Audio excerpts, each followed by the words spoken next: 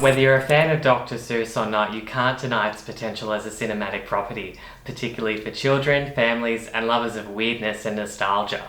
When the live-action adaptation of Seuss's How the Grinch Stole Christmas was released in the year 2000 to moderate critical and box office success, it seemed a no-brainer to give Dr Seuss's other big iconic book the live-action cinematic treatment, and place Canada's other big famous comedic actor in the lead role.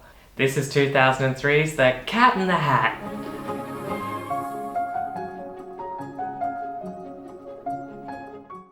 In Cat in the Hat, youngsters Conrad and Sally, Spencer Breslin and Dakota Fanning, are bored and causing trouble at home.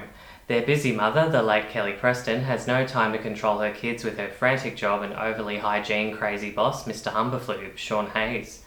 Her boyfriend and neighbour Quinn, Alec Baldwin, is also conspiring to get Conrad sent to military school and out of the picture. This is when the boisterous and gregarious Cat shows up, played by Mike Myers, and turns their world upside down while teaching the kids the value of a fun time. And that it's fun to have fun, but you have to know how. I think being a massive Mike Myers fan is clearly an important factor of my own personal enjoyment of this movie. His portrayal of the cat is energetic, full of jokes, and quite obvious ad-libbing. The criticisms for the film and his performance in particular were severe, particularly the adult-themed gags making their way into a Dr. Seuss film that we are led to believe is for young kids. So I can definitely appreciate the outrage from parents and critics who came to see this film and expected something completely different. Not a giant cat calling a garden instrument a dirty hoe, or cutting off his tail and yelling, "Son of a bitch!" If, like me, your expectation is to enjoy a funny, slightly edgy Mike Myers kid/adults film, then you might like this. It's a comedy, and I laughed, and as stated, I'm a massive Mike Myers fan. Although he never had SNL on Australian TV in the 90s, I'm well aware of his characters from that show thanks to YouTube. But growing up, Wayne's World and particularly the Austin Powers movies were favourites of mine. His ability to inhabit different characters and make them hilarious, much like Peter Sellers in the 60s and 70s, was and still is so impressive and hasn't really been matched for me by any contemporary film star since. I also really appreciate Myers' dramatic turns. He absolutely steals the 1998 film 54 with an electrifying portrayal of club owner Steve Rubell, and was unfortunately overlooked in awards season that year. If you want to see just what Myers is capable of in a performance, check out that film, or wait for me to do a separate video about it. But back to the cat. His jokes, pop culture references, and physicality really make the film worthwhile for me. Tim Allen was actually the original choice for the cat, but due to scheduling conflicts with the Santa Claus 2, he couldn't do it. While it would have been interesting to see Tim the Tall Man Taylor in the cat suit, I'm still glad we got Myers.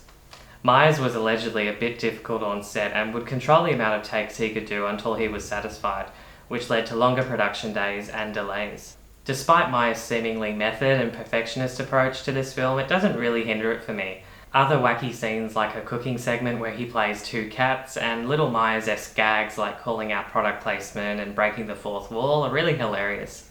Myers is supported by a talented cast, most notably the excellent child actors Spencer Breslin and Dakota Fanning, who deliver their punchlines well, provide great comic timing, and can also handle the brief dramatic moments with ease. Sean Hayes is also great as two different characters, Mr. Humberflube, who now in the COVID age is more funny and relevant than ever, and providing the voice of the fish, whose attempts to deflect the chaos the cat and his tricks and helpers, including the wacky Thing 1 and Thing 2, are creating. The real star of The Cat in the Hat is actually its design and visuals. Director Bo Welch is also an accomplished production designer in Hollywood, and he did films like Edward Scissorhands and Men in Black. This experience shows as the very essence of Dr. Seuss gets brought to life in the colourful sets and imaginative props. The attention to detail here is very admirable. Even the keyboard the cat is playing says Catsio. The town of Annville was purpose-built for the film on an empty hillside in California and looks great, right down to the little Ford Focuses driving around. The cat's car is a wonderful creation filled with gizmos, gadgets, and Seuss-esque shapes.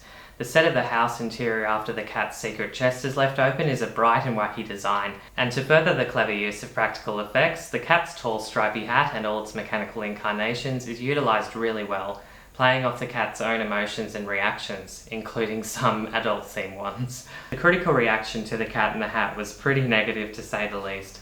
Mike Myers' crude style of humour being the most criticised.